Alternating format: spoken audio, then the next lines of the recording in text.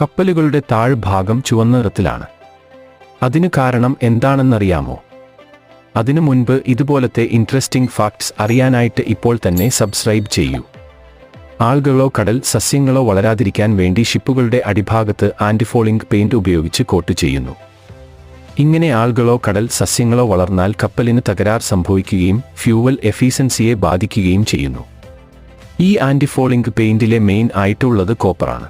ഈ കോപ്പറാണ് ഇത്തരത്തിലുള്ള പറ്റിപ്പിടിക്കാതിരിക്കാൻ സഹായിക്കുകയും പെയിന്റിന് ചുവന്ന നിറം നൽകുകയും ചെയ്യുന്നത്.